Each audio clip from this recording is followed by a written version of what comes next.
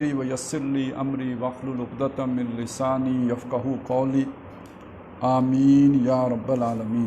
अल्लाहुम्मा सल्लि अला मुहम्मदिन व अला आलि मुहम्मद कमा सल्लैता अला इब्राहीम व अला आलि इब्राहीम इन्नका हमीदुम मजीद। अल्लाहुम्मा बारिक अला मुहम्मदिन व अला आलि मुहम्मदिन कमा बारकता अला इब्राहीम व अला आलि इब्राहीम इन्नका हमीदुम मजीद।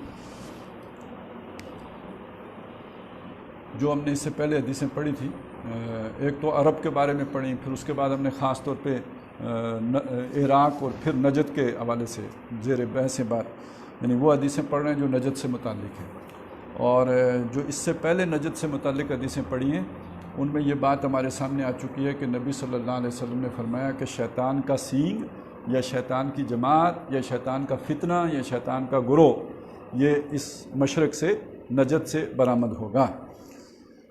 अब उससे आगे चलिए, उस गुरोह की कुछ अलामात हैं, कुछ खुसूसियात हैं, कुछ अलामतें हैं कि जो नबी सल्लल्लाहु अलैहि वसल्लम ने बयान फरमाई हैं। तो इसमें कुछ चीज़ें जो है ना हदीसों में वो मुश्तरक आ जाती हैं, तो उस नहीं वो लेकिन ये कि कुछ इजाफी भी होती हैं, उसी से पता चलता है कि ये नई बात भी उनमें होगी।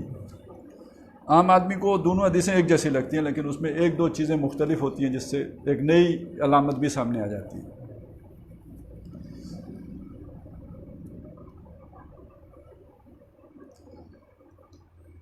मसलन उसी यानी वो जो नजद से जो निकलेगा शैतान का सींग या शैतान का गुरोह या शैतान की जमात या हिज़्बुल शैतान का जो यूँ समझे मरकज़, तो उसके बारे में एक हज़रत इब्न उमर यानी हज़रत अब्दुल्ला इब्न उमर रज़ी अल्लाह ताला अन्हुमा से एक रवायत ये है और ये सही बुखारी में है कि अन्नहु समिअ रसूलुल्लाह के उन्होंने सुना, यानी हज़रत अब्दुल्ला इब्न उमर ने सुना रसूलुल्लाह सल्लल्लाहु अलैहि वसल्लम को ये फरमाते, और इस हालत में कि वह मुस्तक़बिलुल मशरिक़, उनका रुख मशरिक़ की तरफ था, मदीने से नजद की तरफ रुख किया हुए थे। वह यकूल और वो फरमाते थे अला इन्नल फितनता हाँ हुना, सुन रखो कि ये जो फितना है ना ये इधर है, इधर। तो मालूम हुआ कि जिधर से शैतान का सींग निकलेगा उधर ही फितना हो। सींग निकलने का मतलब फितना निकलना, सींग निकलने का मतलब शैतान का जो है वो सैलाब ज़ाहिर होना। मिन हैसो यतलो करनो शैतान, यानी उधर ही है जिधर शैतान का सींग निकलेगा उधर ही फितना भी है। तो ये सिर्फ सींग निकलना कोई अलामत नहीं है, बल्कि उसके साथ एक पूरा फितना निकलने का भी जिक्र होगा। अब ये जो रवायत है ये मुत्तफ़क़ुन अलैह, यानी दोनों इमाम बुखारी ने भी और इमाम मुस्लिम ने भी अलैहि रहमा जो उन दोनों ने इस रवायत को नकल किया अपनी अपनी सहीहैन में यानी किताबों में। और ये हैं हज़रत अली रज़ी अल्लाह ताला इसके रावी। अन अली, हज़रत अली रवायत करते हैं, काला वो फरमाते हैं समय तो मैंने सुना, यानी ये नहीं कि ऐसा हुआ या नहीं, वो कहते हैं मैंने सुना रसूलुल्लाह सल्लल्लाहु अलैहि वसल्लम को मैंने सुना, यकूल के वो फरमा रहे थे यखरजो कौमुन फ़ी आखिर ज़मान, एक कौम निकलेगी, एक गुरोह निकलेगा। अब वो वहाँ सींग निकलेगा शैतान का, यहाँ कौम निकलेगी, तो अब वो गुरोह निकलेगा यानी शैतान का गुरोह निकलेगा, शैतान की कौम निकलेगी। फ़ी आखिर ज़मान, जब ये ज़माना बिल्कुल इख्तिताम को पहुँच जाएगा उस दौर में जाके वो गुरोह निकलेगा। ये ज़रा याद रखिएगा ये बात, क्योंकि ये बाकी हदीसों में फिर ये ज़िक्र नहीं होगा आखिरी ज़माना और इसका और उसका। वो सिफ़ात आएंगी तो फिर आपको समझ लेना होगा ख़ुद से कि ये वाली सिफ़ात आखिरी ज़माने के उन लोगों के अंदर होंगी। तो आखिरी ज़माने में एक ग्रोह निकलेगा हिदासुल असनान, ये यानी सिनीन होते हैं ना, सिन कम सिन जैसे हम कहते हैं, कम सिन होंगे, वो उम्रें उनकी थोड़ी होंगी, नौजवान लोग होंगे, यूथ। सुफहाउल अखलाम, अक्लें थोड़ी होंगी, महदूदुल अक्ल, लिमिटेड एडिशन होगा। वो जैसे शादोले के चूहे नहीं होते तो उनके तो सर ही छोटे होते हैं ना, तो इनकी अक्लें छोटी होंगी, यानी ये कि समझदार लोग नहीं होंगे, बेवकूफ़ किस्म के लोग होंगे। सुफहाउल अखलाम, सुफा तो आपने सूरह बकरा में भी पढ़ा ना, वो तो सबको मालूम है ना, अला इन्नहुम हुमुस सुफहा, तो ये वही सफ़ीहुन कहते हैं बेवकूफ़ आदमी, तो उसकी जमा सुफहा। अखलाम हिल्म, کہتے ہیں بندہ بڑا علم والا ہے، بردبار یعنی عقل والا ہے، احلام، تو ان کی عقلیں بڑی چھوٹی ہوں گی، بیوقوف ہوں گے عقلوں کے اعتبار سے، عمروں کے اعتبار سے کم سن ہوں گے، عقل کے اعتبار سے محدود ہوں گے، بیوقوف ہوں گے۔ یقولون من خیر قول البریہ، بریہ نیکی، نیکی کی بات سب سے بہترین وہ کرتے ہوں گے۔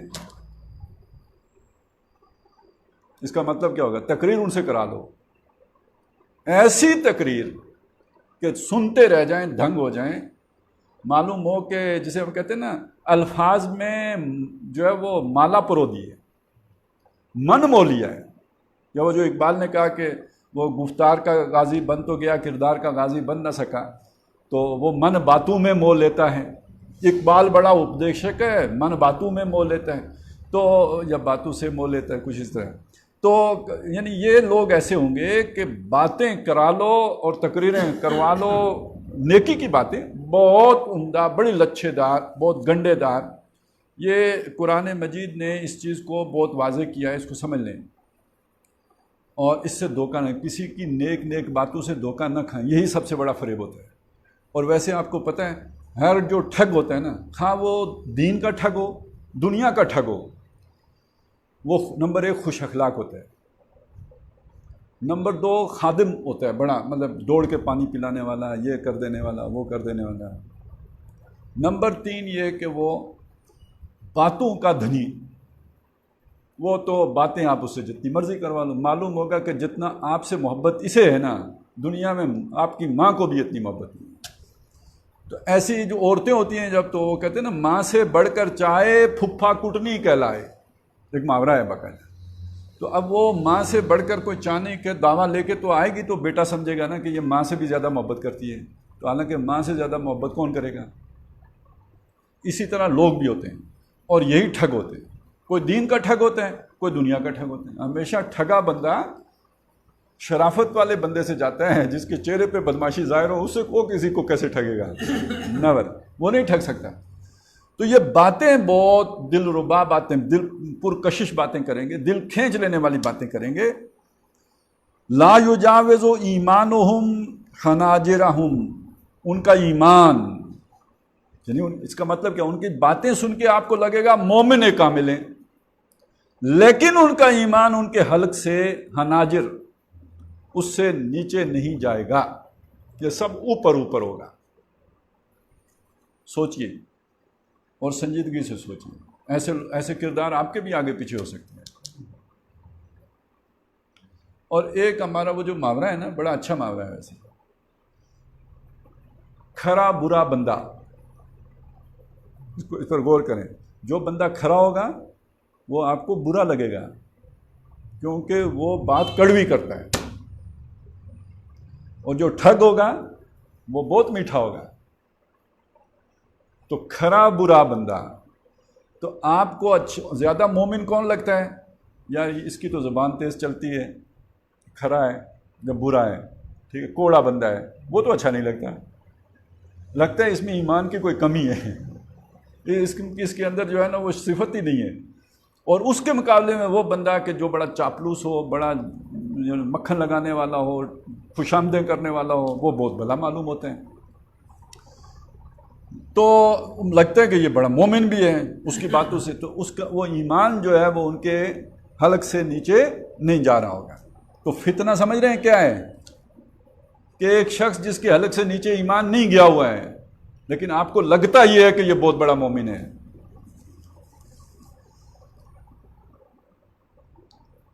یمرقون من الدین کما یمرق السہم، وہ نکلے ہوئے ہوں گے دین سے ایسے جیسے کہ تیر نکلا ہوا ہوتا ہے، من الرمیہ، وہ جو پھینکنے والی نہیں، وہ جو اس کی کمان ہے، جیسے وہ اس سے نکل چکا ہوتا ہے، اب وہ نکل گیا تو اس میں واپس تو نہیں آ سکے، اس طرح یہ دین سے نکلے ہوئے ہوں گے، دین ان میں نہیں ہوگا، لگتا ہوگا دیندار ہیں، حقیقت میں وہ دیندار نہیں ہیں۔ اگلے الفاظ ہیں میں فَأَيْنَمَا لَقِيتُمُوهُمْ، تو جہاں کہیں بھی تم ان سے ملو، تمہاری ان سے ملاقات ہو، جہاں کہیں بھی، فَاقْتُلُوهُمْ، قتل کر دو۔ اب یہ بات ذرا سمجھنا آپ کو دشوار ہو جائے گی کہ ایک عام آدمی کسی کو کیسے قتل کر سکتے ہیں، تو اس کا معنی پھر کیا ہوگا؟ یعنی یہ حکمرانوں کو اس کی اجازت دی گئی ہے کہ ایسے لوگوں کو ان کا صفایا کر دیں۔ یہ حضرت علی رضی اللہ تعالیٰ عنہ نے جو کیا تھا وہ یہی تھا۔ وہ بڑے نیک لوگ تھے جن کو انہوں نے مارا تھا، اور ان میں سے ایک گروہ جس کو تو کہتے ہیں کہ آگ میں بھی جلایا تھا، وہ گروہ تھا کہ جو حضرت علی کو خدا کہتا تھا، اور حضرت علی کے انکار کو کہتا تھا کہ یہ مطلب یہ تو انکار ہی کریں گے نا، یہ بے شک انکار کرتے رہیں۔ تو سمجھ آ رہی ہے نا بات کی کہ وہ نیکی کا جذبہ جتنا بندے کو خراب کر دیتا ہے، اتنا کوئی شیطانی جذبہ اسے نہیں خراب کرتا ہے۔ تو جہاں بھی انہیں پاؤ انہیں قتل کرو، فَإِنَّ فِي قَتْلِهِمْ أَجْرًا، تو ان کو قتل کرنے میں ایسا اجر ہے، ایسا ثواب ہے، لمن قتلہ، اس کے لیے کہ جس نے قتل کیا ہے، یوم القیامہ، قیامت کے دن ہوگا، وہ دنیا میں تو نہیں، قیامت کے دن ان کو قتل کرنے کا ثواب ملے گا۔ تو یہ میں نے آپ کو بتا دیا کہ یہ جو روایت ہے یہ متفقن علیہ ہے، یہ بخاری اور مسلم دونوں نے اس کو روایت کیا ہے۔ تو اب اس فتنے کو سمجھ لیں کہ اس فتنے کی نوعیت کیا ہے۔ نیکی کے رستے آنے والا فتنہ ہوگا، لیکن یہ کہ وہ صرف اتنا ہی نہیں ہوگا، آگے روایات سے پتہ چلتا ہے وہ جنگ و جدال بھی کریں گے، ایمان والوں کو بھی مارنے کو دوڑیں گے۔ یہ جو روایت اگلی میں آپ کو سنا رہا ہوں یہ ابو داؤد نے روایت کی ہے، اور اس کے یعنی راوی ہیں ابی سعید خضری، ان ابی سعید الخدری رضی اللہ تعالیٰ عنہ، اور انس بھی ہیں، وہ انس بن مالک، یہ دو راوی ہیں جن سے یہ حدیث روایت ہوئی ہے۔ ان رسول اللہ، کہ رسول اللہ صلی اللہ علیہ وسلم نے سے وہ روایت کرتے ہیں، کہا کہ حضور نے فرمایا سیکون فی امتی اختلاف، عنقریب میری امت میں اختلاف ہو جائے گا، فرقے بن جائیں گے، اختلاف یعنی لوگوں کے اندر اتحاد اور اتفاق نہیں رہے گا، اختلاف ہو جائے گا، وہ فرقتن، اور فرقہ فرقہ ہو جائیں گے لوگ۔ اچھا، فرقے کا ایک معنی تو ہم یہ لے لیتے ہیں نا، جیسے یہ ہمارے یہاں بریلوی ہیں، دیوبندی ہیں، اہل حدیث ہیں، ہم کہتے ہیں یہ فرقہ، یہ اس طرح نہیں فرقہ ہوتا ہے، یہ مکاتب فکر ہیں۔ بعض لوگ حنفی، مالکی، حنبلی ان کو فرقہ کہتے ہیں، یہ بھی نہیں فرقہ۔ اصلی فرقہ اس طرح بنتا ہے جب دو پارٹیاں بن جائیں اور آپس میں لڑ پڑیں، اور یہ والا فرقہ وہ ہے کہ جو آج دنیا میں 57 مسلمانوں کے ملک ہیں، یہ فرقے ہیں، 57 فرقے، ان کو کوئی نہیں فرقہ کہتے۔ یہ ایسے فرقے ہیں، ان کی عیدیں بھی اپنی اپنی ہیں، سعودیہ کی عید الگ ہے، پاکستان کی عید الگ ہے۔ اور آپ ذرا سوچیں، کل اگر یعنی آج افغانستان سعودیہ کے ساتھ عید کرتا ہے، کل اگر پاکستان افغانستان پر قبضہ کر لے تو افغانستان کی عید کس کے ساتھ ہوگی؟ پاکستان کے ساتھ۔ دین بدلا یا نہیں بدلا؟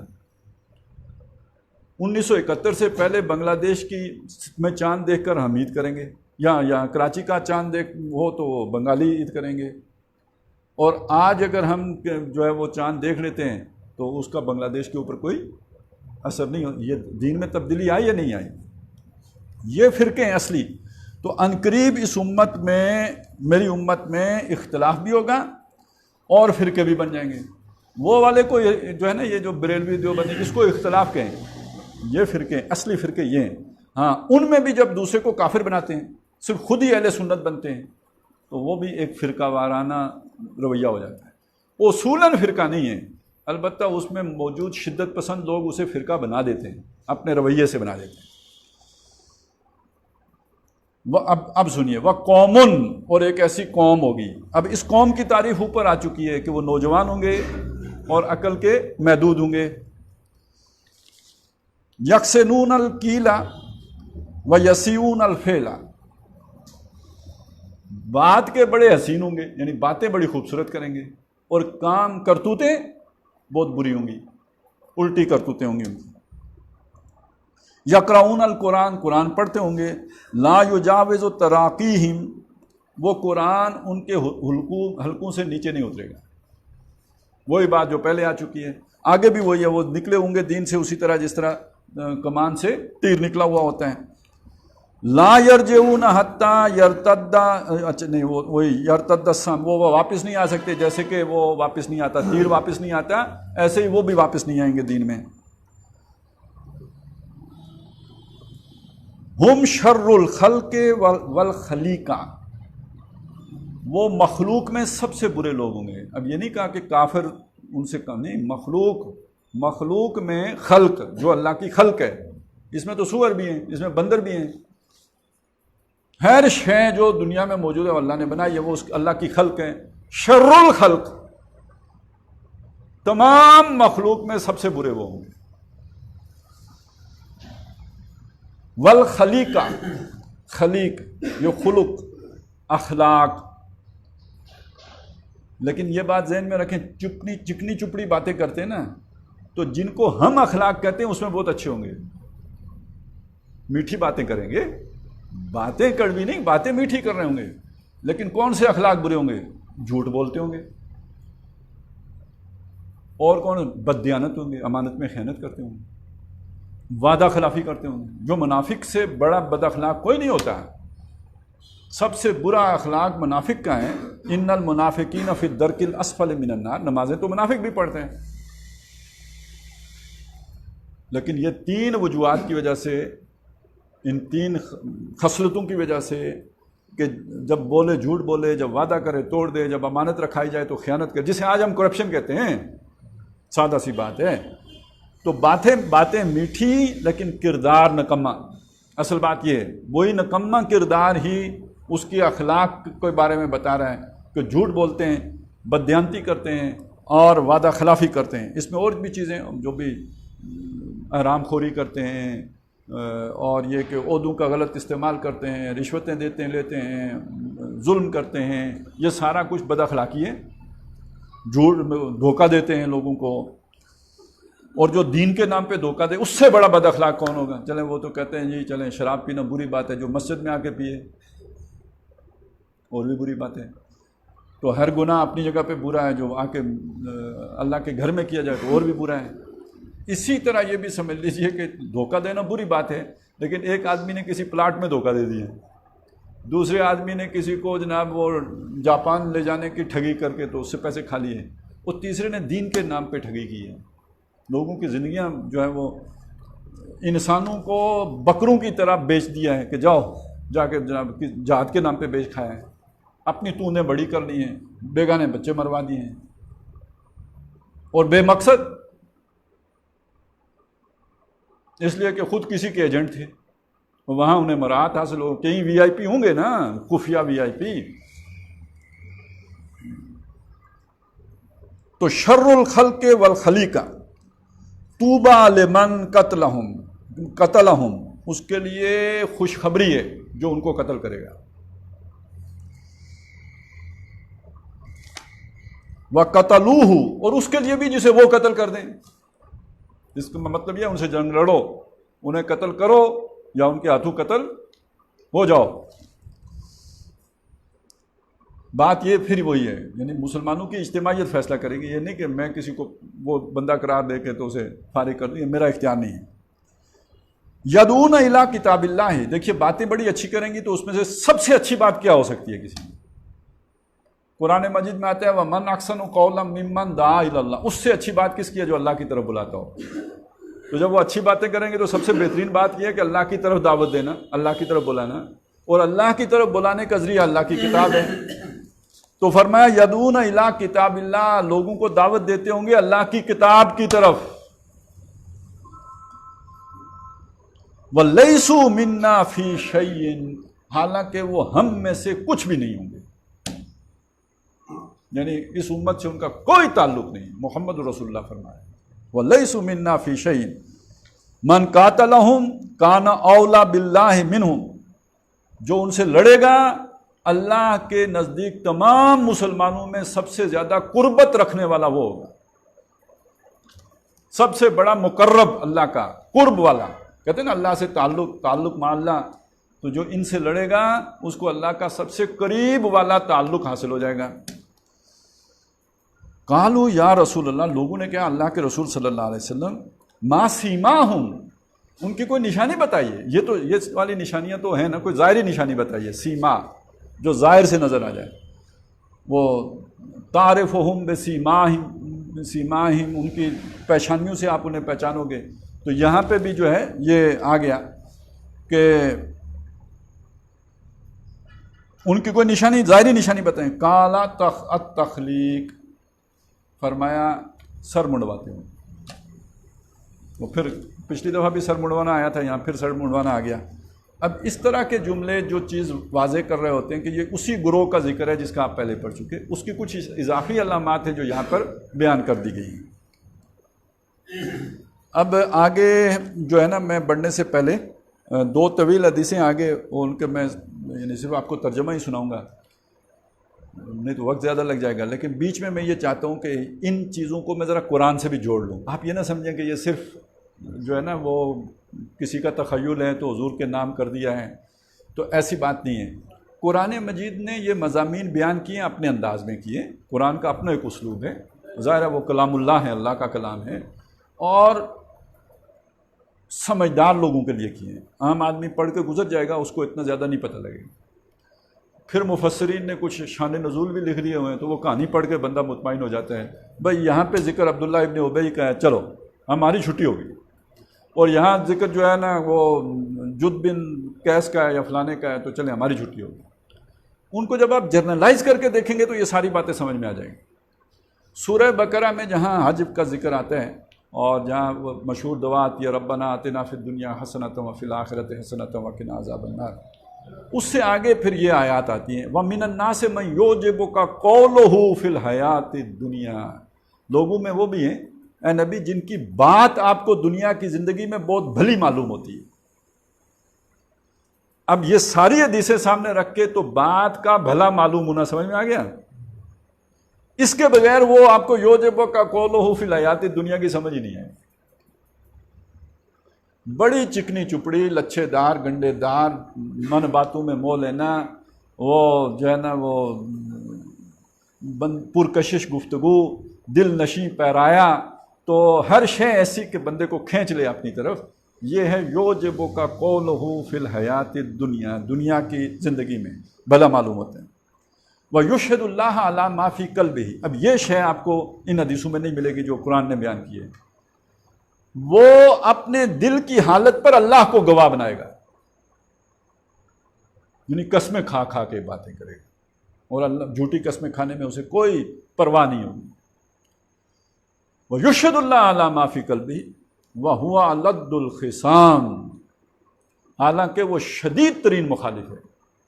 یہ نہیں ہوتا ریجڈ، کوئی بہت ریجڈ ہے تو یہ الد، یہ قوم لدہ، یعنی سخت قسم جس کے اندر سختی ہو، ریجڈیٹی ہو، یہ الد ہے. سب سے زیادہ سخت. خصام جھگڑا، یہ شاید خصم کا لفظ بھی اسی سے ہی بنا ہو. خصیم مبین سورہ یاسین میں آپ پڑھتے ہیں، تو یہ جو خصیم ہے یعنی جھگڑا کرنے والا، واضح طور پہ جھگڑا، اسی سے خصام ہے جھگڑا ہو جانا یا جو جھگڑا ہونا.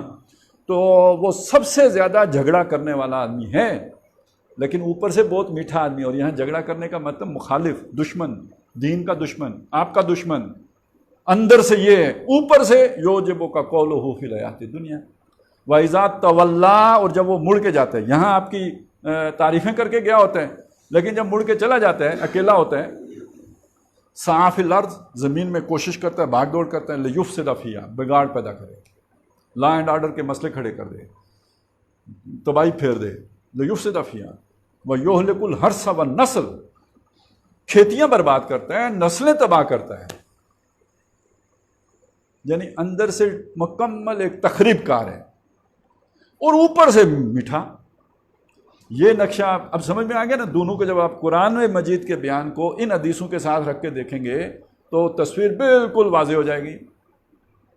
وَإِذَا قِيلَ لَهُ اتَّقِ اللَّهَ. اور جب اس سے کہا گیا کہ اللہ سے ڈر، أَخَذَتْهُ الْعِزَّةُ بِالْإِثْمِ، اس کی عزت نے اسے گناہ کے ساتھ چپکا دیا.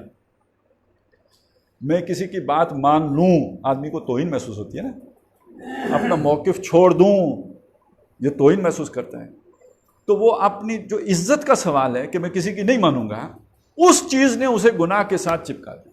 فحسبہ جہنم، اس کا ٹھکانہ دوزخ ہے. وَلَبِئْسَ الْمِہَادُ، بہت برا ٹھکانہ ہے.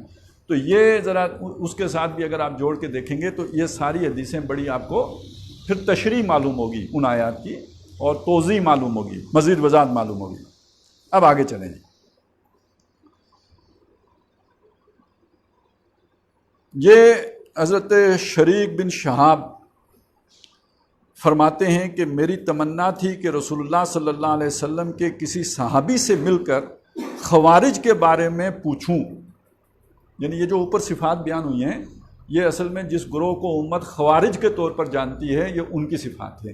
میں آپ کو بتا چکا یہ حضرت علی کے دور میں زیادہ لوگ ظاہر ہوئے تھے تو اسی دور میں پھر پہلی جنگ بھی ہوئی تھی ان کے ساتھ. لیکن اب کچھ مزید باتیں آپ کی سمجھ میں آئیں گی کہ کوئی صحابی رسول ملیں تو میں ان سے خارج کے بارے میں پوچھوں. تو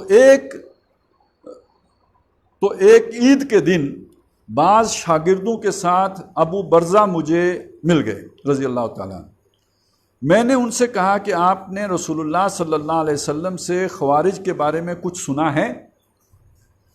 فرمایا ہاں، میرے کانوں نے رسول صلی اللہ علیہ وسلم سے سنا ہے اور میری آنکھوں نے انہیں فرماتے دیکھا ہے. یعنی میں نے بقائمی ہوش و حواس اور بچشم سر اور حضور صلی اللہ علیہ وسلم کی ان کو دیکھا بھی ہے اور ان کی باتیں بھی سنی ہیں. آپ کے پاس غنیمت کا مال لایا گیا. یہ یہاں پہ اس کی تفصیل نہیں ہے لیکن یہ کہ دوسری روایات سے معلوم ہوا یہ غزوہ حنین کے موقع پہ ہوا. یعنی فتح مکہ کے بعد جو اگلا غزوہ ہوا اس میں یہ ہوا.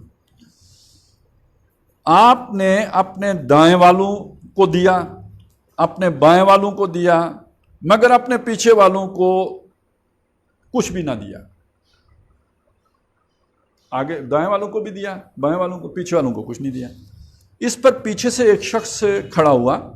اس نے کہا اے محمد صلی اللہ علیہ وسلم، آپ نے تقسیم میں انصاف نہیں کیا. اب وہ خود بیان کرتے ہیں کہ کالا سا آدمی تھا، بال الجھے ہوئے تھے، اور یہ والی داڑھی ادھر گئی ہوئی، یہ ادھر گئی ہوئی، بال بھی ذرا الجھے ہوئے.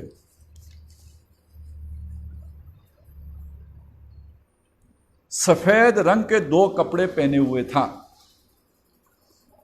رسول اللہ صلی اللہ علیہ وسلم کو غصہ آیا، نہایت شدید غصہ، اور آپ نے ارشاد فرمایا خدا کی قسم میرے بعد تم مجھ سے بڑھ کر عدل کرنے والا کبھی نہیں پاؤ گے. ویسے حضور کی صفات ہم بیان کرتے ہیں، کبھی کسی نے حضور کی یہ صفت کسی سے سنی ہو جو حضور نے خود اپنی بیان کی ہے، میرے بعد تم مجھ سے بڑھ کر عدل کرنے والا کسی کو نہیں پاؤ گے. یہ ہے اصل بات. اللہ تعالیٰ خود عدل پسند کرتا ہے اور اسی عدل کو قائم کرنے کے لیے اس نے رسول بھیجے ہیں، کتابیں اتاری ہیں. لقد ارسلنا رسولنا بالبینات وانزلنا معهم الکتاب والمیزان لیقوم الناس بالقسط، تاکہ لوگ عدل پر کھڑے ہو جائیں. اور یہ امت جو محمد رسول اللہ نے کھڑی کی، قرآن مجید اس کا بھی مقصد یہ بیان کرتا ہے کونوا قوامین بالقسط شہداء للہ، انصاف کے قائم کرنے والے بن کے کھڑے ہو جاؤ اللہ کے گواہ ہوتے ہوئے.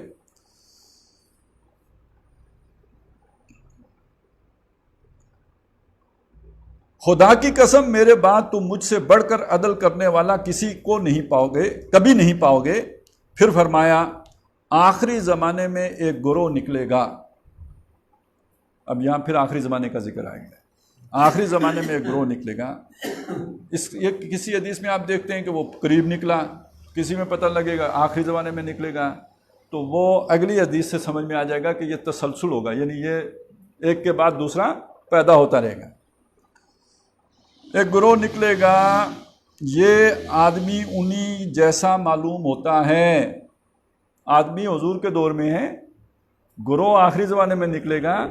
حضور فرما رہے ہیں کہ یہ آدمی ان لوگوں کی صفات جیسا معلوم ہوتا ہے. وہ قرآن پڑھیں گے مگر وہ ان کے نرخروں سے نیچے نہیں اترے گا. اسلام سے اس طرح نکل جائیں گے جس طرح کہ تیر کمان سے نکل جاتا ہے. وہ نکلتے ہی رہیں گے. اب وہ بات آ گئی، وہ نکلتے ہی رہیں گے یہاں تک کہ ان کا آخری حصہ مسیح دجال کے ساتھ جا ملے گا. تو پہلا بندہ حضور کے دور میں ظاہر ہو گیا، ایک گروہ شیطان کے سینگ کی صورت یا شیطان کے گروہ کی صورت میں حضرت علی رضی اللہ تعالیٰ عنہ کے دور میں ظاہر ہوا. پھر ظاہر ہوتے رہیں گے یہاں تک کہ آخری گروہ جا کے مسیح الدجال کے ساتھ شامل، المسیح الدجال کے ساتھ نکلے گا. پس جب تم انہیں پاؤ گے تو وہ اخلاق اور مخلوق میں بدترین لوگ ہوں گے. باتوں میں بہترین، اخلاق اور مخلوق میں سب سے بدترین لوگ ہوں گے. شر و من تحت ادیم السماء بھی ایک اور اس سلسلے میں بات آئی ہے.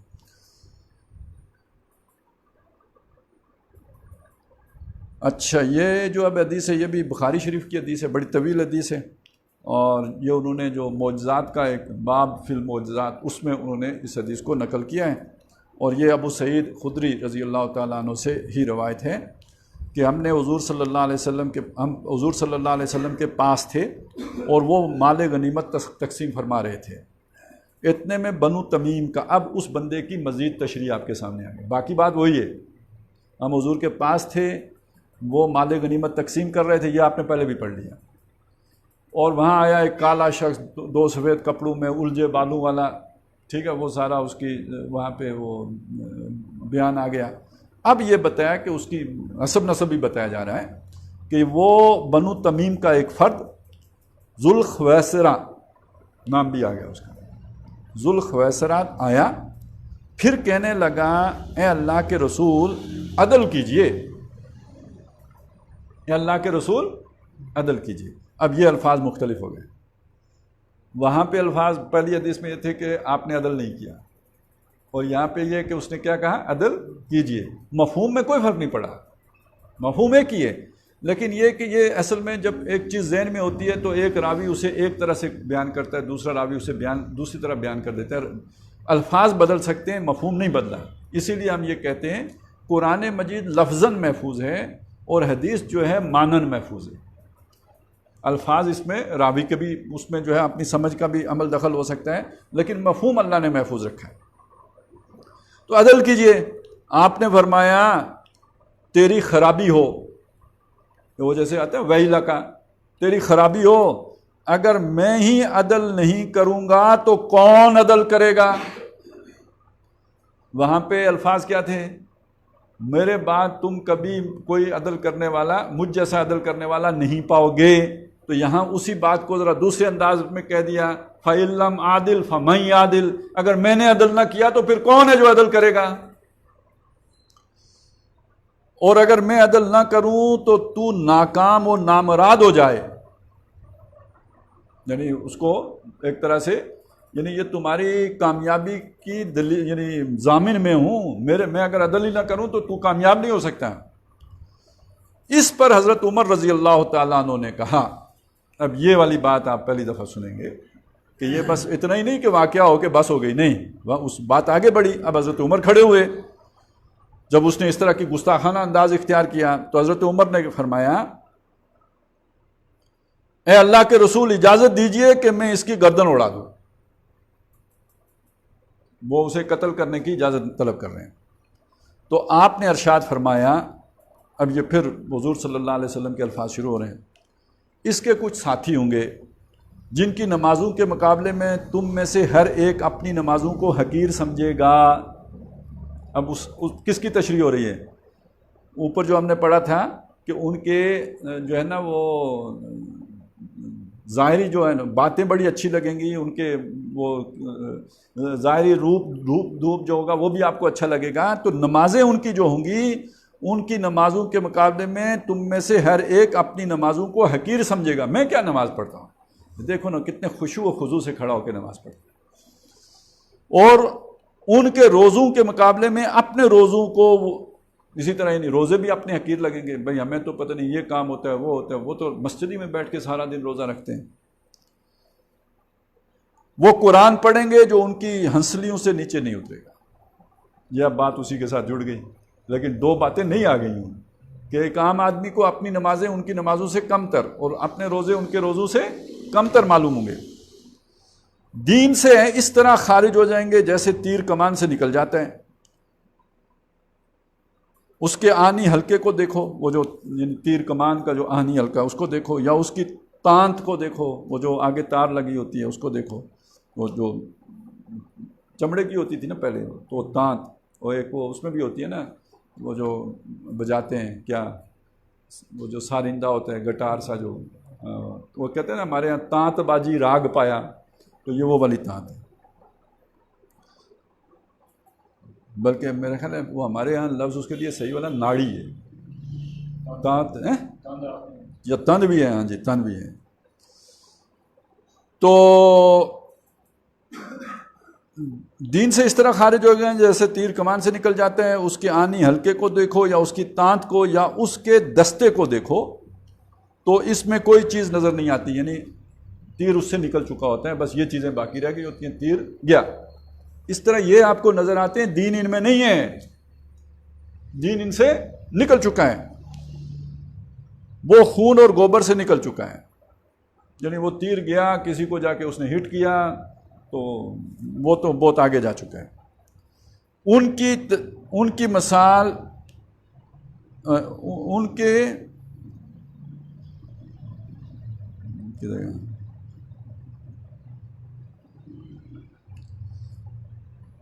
ایک لفظ کوئی پتہ نہیں صحیح سمجھ نہیں آیا،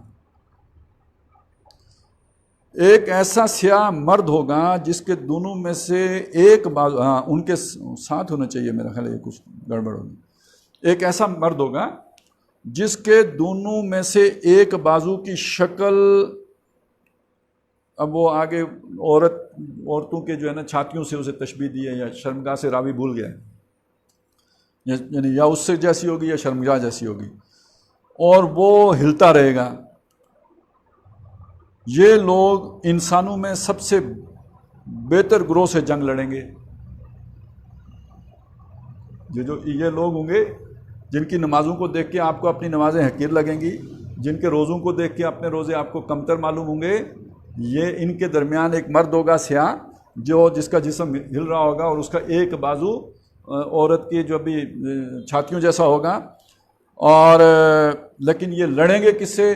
زمین کے ایک بہترین گروہ سے، ایک اللہ والوں سے، ربانیین سے لڑیں گے۔ حضرت ابو سعید خدری فرماتے ہیں کہ میں گواہی دیتا ہوں کہ میں نے یہ حدیث رسول اللہ صلی اللہ علیہ وسلم سے سنی، اور میں گواہی دیتا ہوں کہ علی ابن طالب نے ان سے جنگ لڑی اور میں ان کے ساتھ تھا۔ اب یہ کہیں اسے یہ نہیں کر لیجئے کہ حضرت معاویہ پہ نہ ڈال دیجئے، یعنی یہ خوارج سے حضرت علی رضی اللہ تعالیٰ عنہ کی جو جنگ ہوئی تھی، اور میں ان کے ساتھ تھا۔ انہوں نے فرمایا کہ اس شخص کو تلاش کرو، یہاں یعنی کس شخص کو؟ وہ کالا، وہ جس کا بازو جو ہے اس طرح ہے، اس کو تلاش کرو، یہاں تک کہ اسے تلاش کر کے آپ کے پاس لایا گیا تو میں نے اس شخص میں وہی صفت موجود پائی جو آپ صلی اللہ علیہ وسلم نے بیان فرمائی تھی۔ اب ہمارے سامنے چیزیں کیا آ گئی؟ ایک گروہ حضرت علی رضی اللہ تعالیٰ عنہ کے دور میں ظاہر ہوا، اس گروہ میں نیک لوگ تھے، ایسے نیک لوگ تھے کہ جن کو دیکھ کے صحابہ کو بھی اپنی نمازیں ان سے کمتر محسوس ہوتی تھیں۔ ذرا اس کو ذہن میں رکھیں، جو قرآن پڑھتے تھے لیکن قرآن ان کے حلق سے نیچے نہیں اترتا تھا، جو دین سے اس طرح نکلے ہوئے تھے کہ جیسے تیر کمان سے نکلا ہوتا، اور نبی صلی اللہ علیہ وسلم نے فرمایا کہ ایسے لوگ قیامت تک، آخر الزمان تک آتے رہیں گے، یہاں تک کہ ان کا ہی آخری گروہ، ایسے نیک لوگوں کا آخری گروہ جن کی نمازوں کو دیکھ کر ہمیں اپنی نمازیں کمتر لگیں گی، جن کے روزوں کو دیکھ کر ہمیں اپنے روزے کمتر لگیں گے، جن کے اعمال کو دیکھ کر ہمیں اپنے اعمال حقیر معلوم ہوں گے،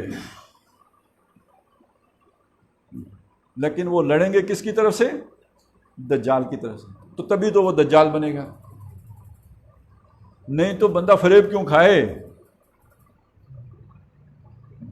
کوئی نیکیاں ہی ہوں گی۔ اسی لیے میں ہمیشہ یہ بات کہتا رہا ہوں کہ بھائی یہ جو دجال ہوگا یہ کوئی بد شکلی چیز نہیں ہوگی، یہ کوئی جو ہے اس طرح نہیں ہوگا، یہ بڑا نیک نظر آئے گا، اور جیسے وہ جو اس کی زیادہ جو تفصیلات آئی ہیں اس میں نیک بندوں والی صفات ہی ہیں۔ وہ کسی کی گائے کم دودھ دیتی ہے، وہ ہاتھ پھیرے گا تو دگنا دودھ دینا شروع کر دے گی، یہ تو وہی کام ہے جو تعویذ کرتا ہے، دم کرے گا تو بس یہ ہو جائے گا۔ اور یہ کہ کسی کو جو ہے فصل کم ہوتی ہے تو وہ ایک شف کرے گا تو فصل دگنی ہونا شروع ہو جائے گی، اور اگر وہ کسی سے ناراض ہو جائے گا اس کی کھیتی فصل ہی نہیں دے گی۔ تو یہ تو سارے نیکی والے کام، مطلب نیک بندے کے کام ہے نا۔ یہ تو مطلب جو ہمارے ہاں تصور ہے کہ پیر صاحب ہے تو اس کے ساتھ بندے بھی ایسے ہی ہوں گے، اور یہ بھی ہے بعض روایات میں ہے کہ اس کے ساتھ جو 70,000 لوگ ہوں گے، سبز چادریں اوڑھی ہوئی ہوں گی انہیں. جب چادر اوڑھنا بھی تو نیک لوگوں کے اس میں شامل ہے. وہ لبرل تو نہیں چادریں اوڑھتے نا، اور وہ روزے بھی نہیں رکھتے. نہ سیکولروں کا وہ جو ہے وہ اس طرح کی وہ تو داڑھی بھی موڑ دیتے ہیں. چلیں جی، تو یہ ساری تباہی بربادی یہ ادھر سے آنی ہے، نیکیوں کے رستے آنی ہے. تو نیکوں سے ہوشیار رہیں. پھر سن لیں ہوشیاری کس سے، چوکنا کس سے. میں نے 2-3 باتیں آپ کے سامنے رکھی ہیں. ایک بات آپ کو یہ بتائیے، کبھی آپ بری شکل، کڑوی زبان اور جس کا چہرہ ہی جو ہے وہ جس کے اوپر جو ہے نا وہ بدماشی لکھی ہوئی ہو، اس سے دھوکہ نہیں کھاتے. ٹھگ نہیں سکتا وہ آپ کو ہمیشہ ٹھگتا ایک معصوم صورت، انوسینٹ فیس ہے، اور جو آپ کا ہمدرد بےخواہ بننے میں ید طولہ رکھتا ہے. اس کو ایسی مطلب مہارت ہوتی ہے کہ آپ کو ماں سے بڑھ کر سمجھ میں آتی ہے کہ یہ میرا ہمدرد ہے، آپ اسے ہمدرد سمجھیں گے. اور دوسرا، آپ اگر وہ آپ کی کچھ کام بھی نہ کرے، آپ کے لیے کچھ بھی تعریفی آپ کے لیے کلمات نہ بھی کہے، اس کا نیک کردار دیکھ کر آپ اس پہ لٹو ہو جاتے ہیں. اور جب آپ اس پہ لٹو ہو جاتے ہیں پھر وہ آپ اپنا مطلب نکال لیتے ہیں. تو یہی کام دجال کرے گا، اور یہی دجال کا گروہ ہے جو کرے گا. اب اس میں ایک جو سمجھنے کی مزید بات یہ ہے کہ ہمارے سامنے یہ بات آ گئی کہ یہ جو گروہ ہے وہ جو بندہ تھا جس سے یہ گروہ، جس کی صفات اس گروہ سے ملتی ہیں، وہ بندہ ایک قبیلے کا تھا. کون سے قبیلے کا تھا؟ بنو تمیم کے قبیلے کا. اب یہاں سے میں پچھلی دفعہ بھی بات یہیں پہ جا کے ختم کی تھی کہ اس وجہ سے اس قبیلے کو آج تک متون کیا جاتا ہے کہ بھئی یہ تو دجال کا ساتھی ہے. لیکن ایک دوسری روایت میں یہ بھی ہے کہ دجال پر سب سے بھاری قبیلہ جو ہوگا وہ بنو تمیم کا قبیلہ ہوگا. تو اس کا مطلب کیا ہوا کہ ایک ہی ملک میں، ایک ہی قوم میں، ایک ہی خاندان میں کچھ لوگ نیکی کی طرف بھی ہو سکتے ہیں اور کچھ لوگ برائی کی طرف سے. اور بات سمجھ میں آتی ہے، ایک خاندان ہے، اس میں اللہ نے ایک پوٹینشل رکھا ہے، وہ لیڈر ہیں، وہ بازو والے ہیں، طاقت والے ہیں. اب ہمارے سامنے افغان ہیں، 3 جو ہے وہ انہوں نے سپر پاورز کو جو ہے بھگا دیے ہیں. تو یہ اگر اللہ کی طرف ہوں تو بھی لڑاکا ہیں، اور شیطان کی طرف ہوں تو بھی لڑاکا ہیں. لڑاکا ان کی صفت ہے. اب وہ صفت کس کے ساتھ جا کے جڑتی ہے اور کس کے کام آتی ہے، یہ ایک علیحدہ بات ہے. تو عین ممکن ہے ان میں سے کچھ لوگ حق کی طرف ہو جائیں، کچھ لوگ شر کی طرف ہو جائیں. یہی معاملہ بنو تمیم کا ہے کہ دجال کی طرف بھی ہوں گے تو حضرت مسیح کے ساتھیوں میں سے بھی ان میں سے ہوں گے. اور میں نے تھوڑی سی آپ کے سامنے ایک بات رکھی تھی، اسے جوڑ لیجئے. بعض لوگوں کو پسند نہیں آئی ہے، اب نہیں آئی تو میں پھر ساری حدیثیں نکال کے لے آؤں گا، پھر اور زیادہ پریشانی ہو جائے گی. کہ یہ بات تو خیر ہے، کوئی ایک گروہ، کوئی ایک قبیلہ، کوئی ایک خاندان، کوئی ایک گھر مکمل طور پر ضروری نہیں کہ شر ہو. برے سے برے لوگوں میں بھی کوئی ایک اچھا آدمی ہو سکتا ہے، اور اچھے سے اچھے لوگوں میں کوئی ایک برا آدمی ہو سکتا ہے. قرآن مجید نے یہودیوں کو کتنا برا کہا ہے، لیکن ساتھ یہ بھی کہا ہے لیسو سوا، یہ سب برابر نہیں ہیں، ان میں بڑے نیک لوگ بھی، راتوں کو کھڑے ہو کر تہجد بھی پڑھتے ہیں، ایمان بھی رکھتے ہیں اللہ پر، آخرت پر. اور یہ بھی ہے کہ وہ نیکی کا حکم کرتے ہیں، برائی سے روکتے ہیں، نیکیوں میں دوڑ کے جاتے ہیں. وہ بھی ہے ان میں کہ وَمِنْهُمْ مَنْ إِنْ تَأْمَنْهُ بِقِنْطَارٍ يُؤَدِّهِ إِلَيْكَ، اگر آپ ان کے پاس ڈھیروں کوئی خزانہ جا کے رکھ دیں امانت، وہ آپ کو بغیر کوئی خیانت کیے واپس لوٹائیں گے.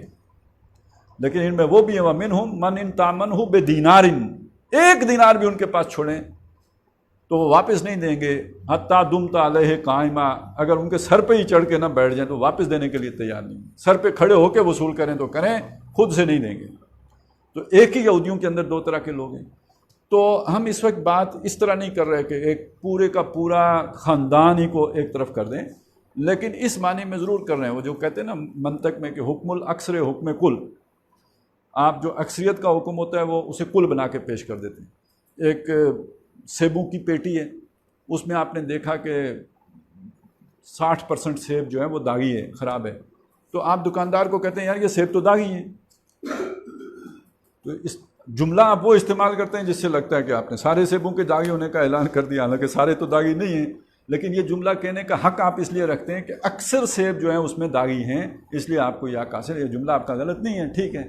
تو جو اکثریت کا حکم ہوتا ہے وہ پھر سب کے اوپر نافذ ہو جاتا ہے۔ تو اس معنی میں جو بات میں کہہ رہا ہوں وہ یہ کہ جو اس وقت دنیا میں 57 مسلمان ممالک ہیں، ان میں سے دیکھیے دین کے اعتبار سے جو مرکزی ملک بنتا ہے وہ سعودی عرب ہے۔ کیوں؟ محمد رسول اللہ کی بعثت وہاں ہوئی ہے۔ کیوں؟ آپ کا مرکز وہاں ہے۔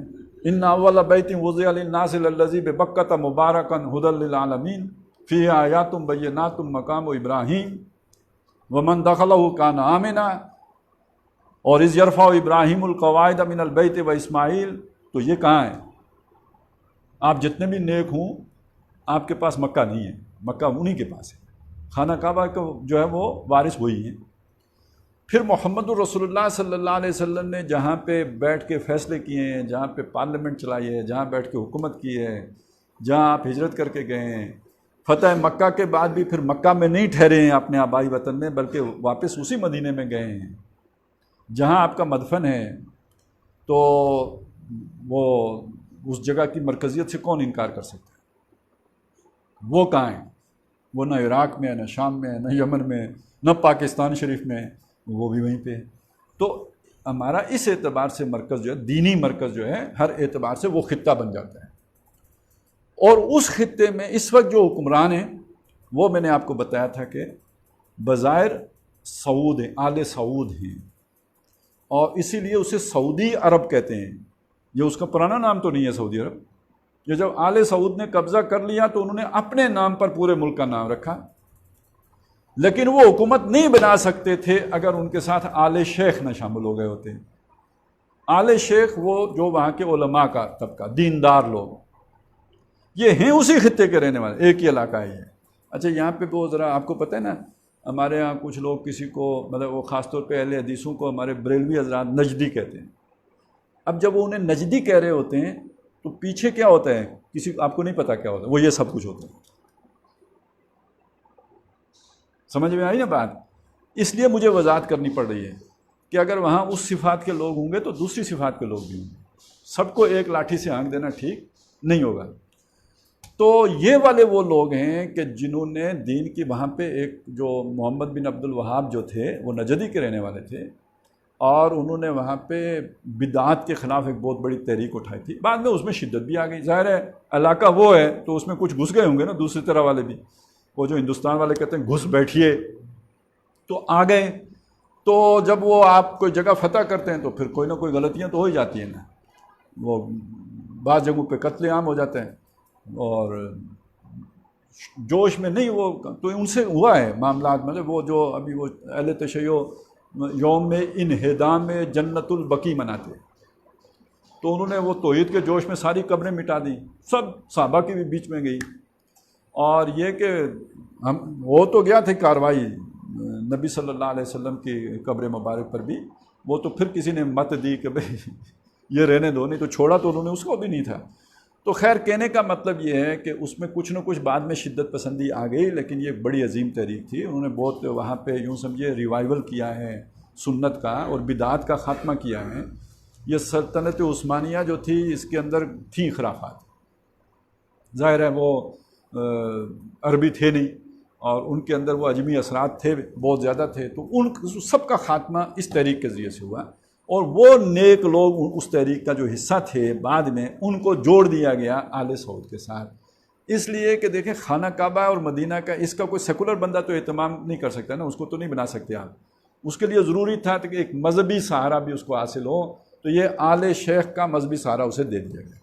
میں نے آپ کو بتایا تھا کہ شاہ فیصل کی دور تک یہ بہت اچھا چلا ہے، اور وہاں کے جو مذہبی لوگ تھے یا جو دیندار لوگ تھے ان کا بڑا ہولڈ تھا، متوا، اس کا بڑا کنٹرول، اس کی بڑی چلتی تھی۔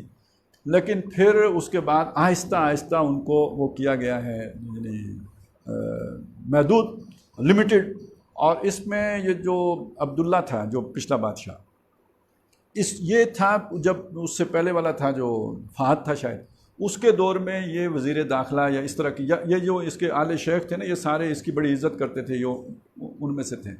تو یہ خیال، یعنی ان کے ساتھ ایک بڑا تعلق تھا اس کا، تو یہ خیال کیا جاتا تھا کہ چونکہ اس کا تعلق ان کے ساتھ ہے تو اسے اقتدار دے نہیں رہے تھے۔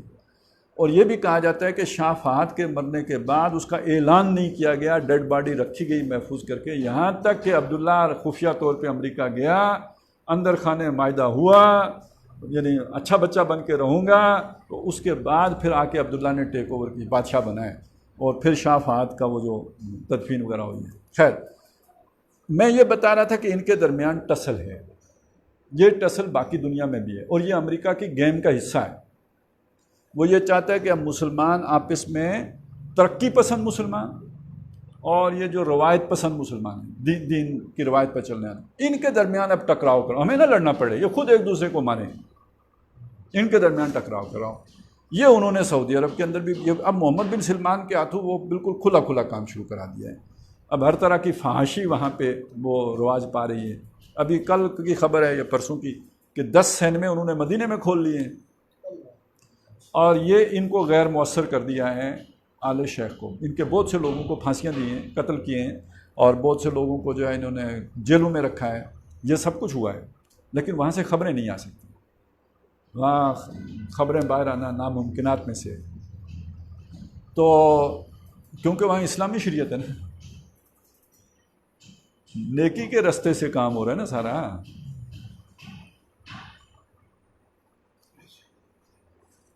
تو ہیں بھی عرب، تو یہ سارا کچھ جو وہاں پہ چل رہا ہے، تو جو دبے ہوئے ہیں بہرحال ان کے اندر رد عمل تو ہوگا، کوئی گھٹن کا احساس تو ہوگا، اور یہی وہ لوگ ہیں کہ جن کو شاید اللہ تعالیٰ وہ تیار کر رہا ہے۔ یہ خون جگر جو ہوتا ہے نا، جب دل کوڑتا ہے اور انسان کا جو ہے وہ خون جوش مارتا ہے، کر کچھ نہ سکتا ہو، تو جذبہ پھر اور پروان چڑھتا ہے۔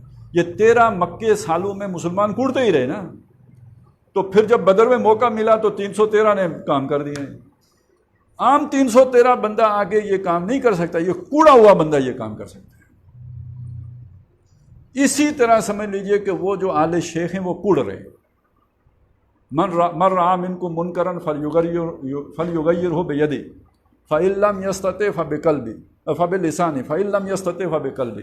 یہ دل سے برا جاننے کا مطلب دل میں کوڑنا، تو وہ کوڑ رہے ہیں، اور یہ جب بھی کوئی اس طرح کی جب صورت بنے گی تو پھر اس موقع پہ وہ کوڑن ظاہر ہوگی، وہ نکلے گی، تو مرکز پھر بھی وہی بنے گا، میدی بھی وہیں سے ہوں گے، نیوکلس وہی ہوگا۔ ان کی مدد پھر مشرق سے، اور مشرق بعید بنے، وہ والا ایک مشرق تو نجد ہے نا مدینے سے، لیکن ایک مشرق جو ہے آپ کا خراسان ہے، یہاں سے لشکر بھی جائیں گے، جا کے ان کی مدد کریں گے، لیکن ان کی مدد کے لیے جائیں گے، یہ خود ان کا لشکر نہیں ہے، ان کا لشکر تو وہیں بننا ہے جہاں کا جہاں سے ان کا مرکز ہے۔ تو بہرحال یہ آج ہم نے، اور یہ نہ سمجھیے کہ یہ کل حدیثیں ہیں نجد کے بارے میں، بہت زیادہ ہیں، میں نے صرف چیدہ جن سے چند چیزیں نمایاں ہو جائیں، ایک نقشہ آپ کے ذہن میں آ جائے۔ تو اب ہم نے 2 خطے کور کر لیے، عراق کے بارے میں بھی ہم نے جو متعلقہ حدیثیں ہیں وہ پڑھ لی، اور نجد کے بارے میں بھی پڑھ لی۔ اب ہم آگے جو ہے وہ انشاءاللہ تعالی شام کی طرف چلیں گے۔ اقول قولی ھذا واستغفر اللہ لی ولکم ولسائر المسلمین والمسلمات۔